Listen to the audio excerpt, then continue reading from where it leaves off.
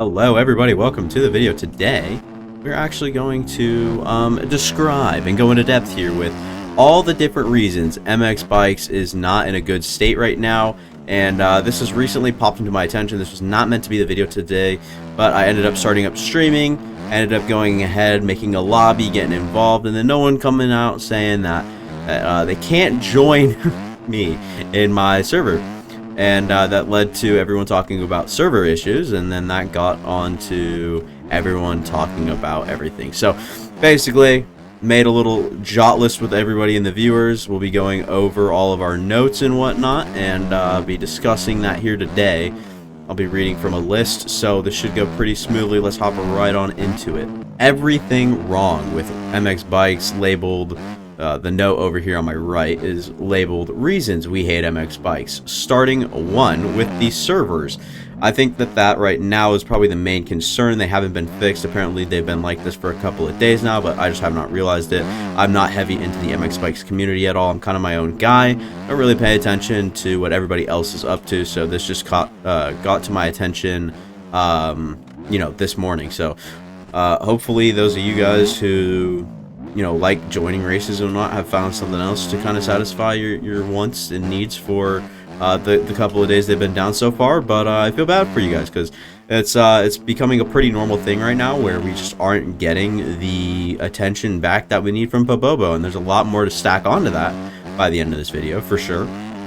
And I'm sure that these comments are going to be pretty rowdy. I'm not going to lie. There seems to be a lot of people agree on these things, but there are a few things in here where some people do vary opinions. So should be interesting to see how many comments we can get on this video.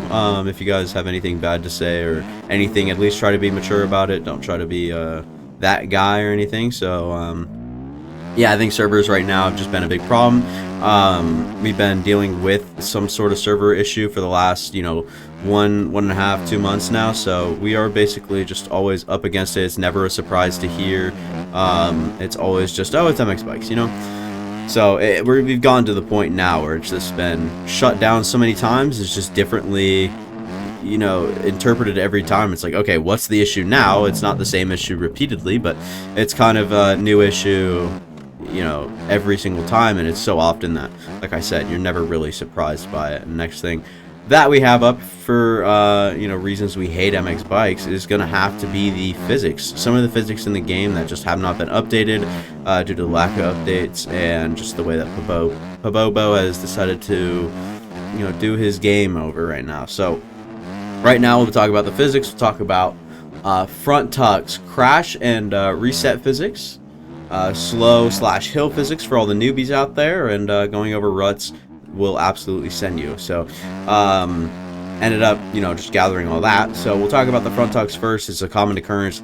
Basically, you can't just lean over too far. All right, you lean over, you front tucks. It's that simple. So there is a with some sort of lean settings, there is something called a small margin of error. So there is that, and then there are some front tucks on some funky ruts for sure. I'm sure you guys will see it through the majority of watching either this video or anybody else's video, or experiencing the game for yourself if you're over about 400 hours, where you don't think you should be front tucking, but it often happens. So there is that. And then the crash and reset physics, obviously we're talking about the bike moving like a magical bean. That is the quote I used for this. When you go down, the bike does not settle down. The bike does not go down with you. It ends up bouncing all over the place. What I mean by this is, you look at when you crash, which I will on purpose here.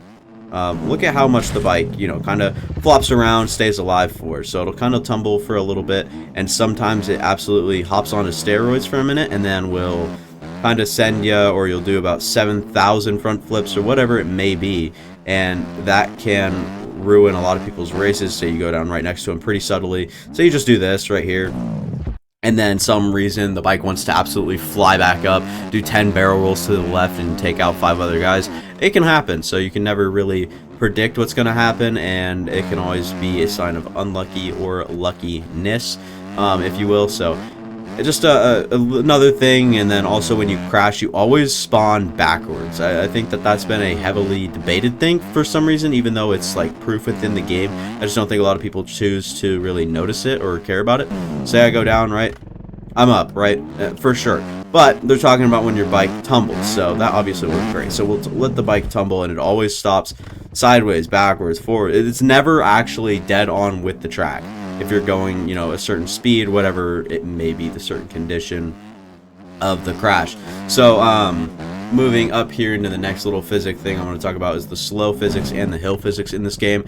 It is a little tough for newer players under, you know, 400 or 500 hours that don't really know how the bike moves going in every certain direction and what you're doing. So basically, I just lean forward most of the time to try to power through it. But if you're trying to go up a hill, or you're going slow, something happens. So right here, for a matter of fact, we'll just try to go up it. This is not a very good example. You can try to go up, you know, some like steep thing like this, and if it was even longer, your front wheel is bound to bug out, you know, at some point, along with, you know, maybe your slow physics are the same thing, where you're just getting back up on the track, simply just trying to go again, and it just doesn't happen because your slow physics just turn into the absolute worst experience of your life. So say you go down right here, right, and then you get back up, say there's like a bump here, that can absolutely throw off your entire slow physics thing. And unfortunately, you experience slow physics for a long time, because that's perfect right there. Slow plus hill physics mentioned, or like just absolutely summed up. Then we're gonna be talking about how when you go over a rut, it'll just absolutely send you. There is none of those really on this track until the back half. So I'll just go try to make my way, mosey on over to this corner exactly right here and show you what I'm talking about. If I can nail the example on the first go around, we're gonna go ahead, hop up over into here. We'll go third gear for fun. Just try to hit this rut, and then, okay, I didn't, okay, well, listen, like I said, if I nailed it on the first go around, basically, you can head into a rut as fast as you'd like.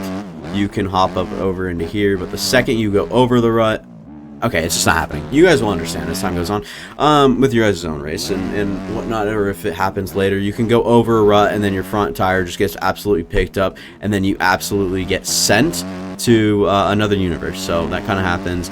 Something to watch out for sure. And there's another like slow hill physics thing. You guys understand by now, right? That we're talking about physics wise. Also, another thing that isn't so involved in the game right now as it is in the community is paid tracks. It's a downside to you newer players who are trying to, you know, I guess get better or whatever, and the good tracks are all worth money now. So there are downsides. I'll let you guys kind of feud about this in the comments mostly. I think I'll try to stay away from this subject the most because it seems to be the most sensitive.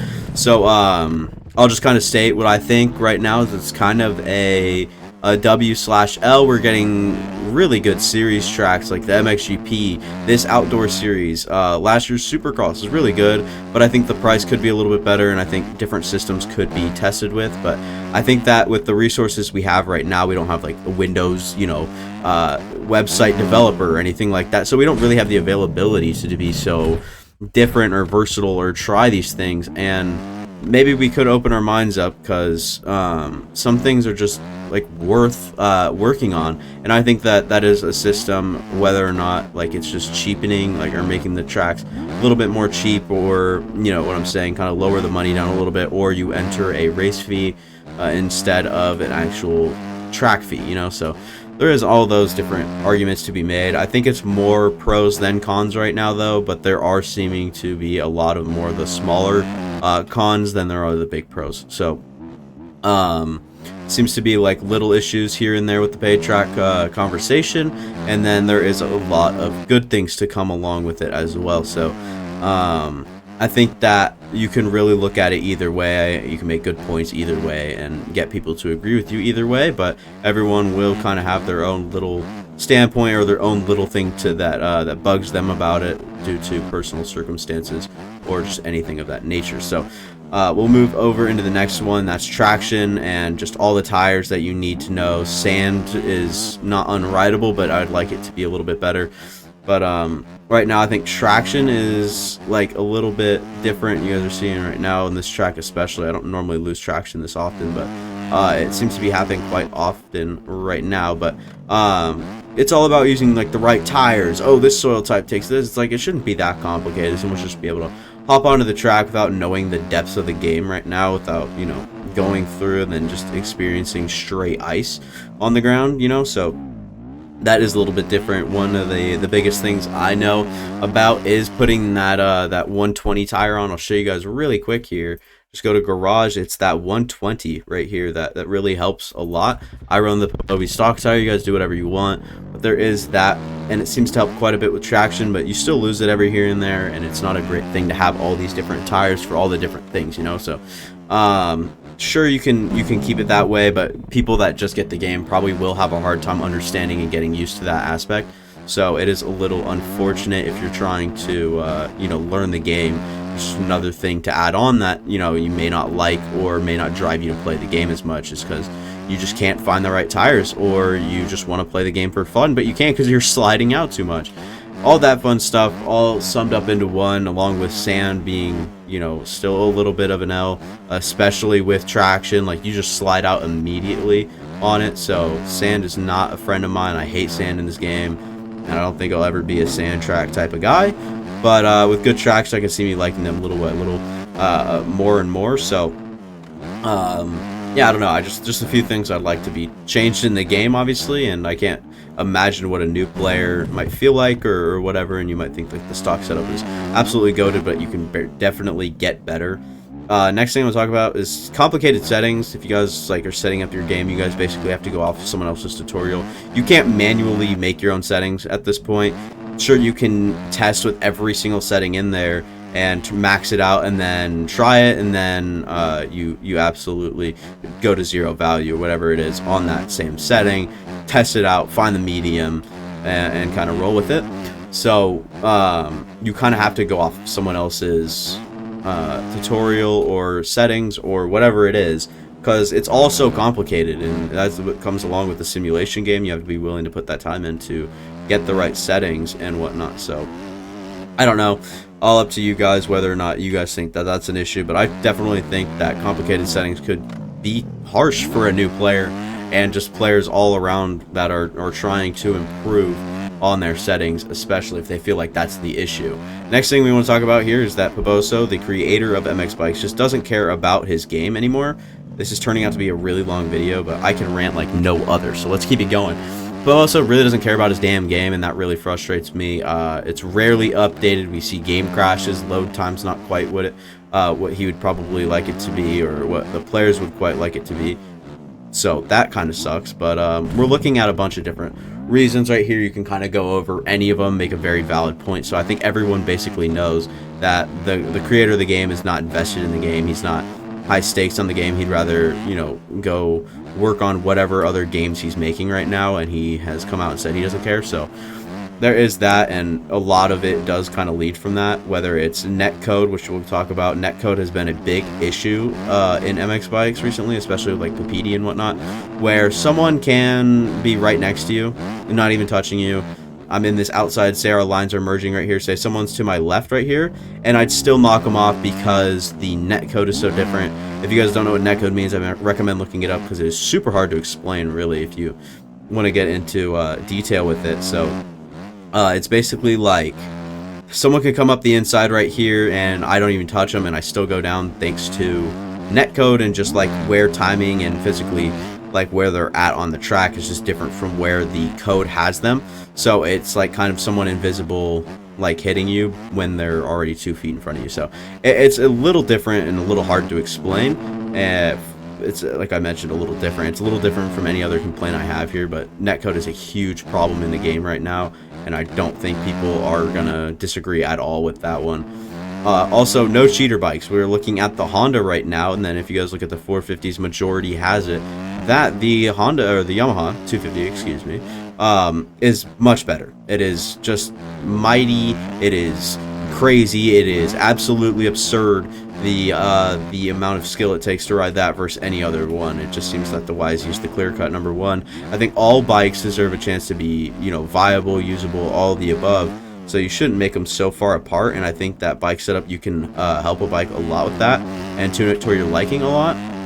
but all bikes should definitely be viable and usable. I don't think that we should really be counting any bike out because of one certain factor. And like with the Suzuki, like the banana is just an absolute joke at this point, just because of how, you know, it's unusable. Basically, it's good in some standards. You have to have one hell of a setup on, and there's still stuff wrong with it. So all the other 450s other than the YZ definitely feel a little left out, and all that fun stuff. So definitely needs to be a topic of conversation, is how much other bikes deserve, you know, a chance or a reason to be used or anything like that. Next thing we'll talk about is just deform and death ruts.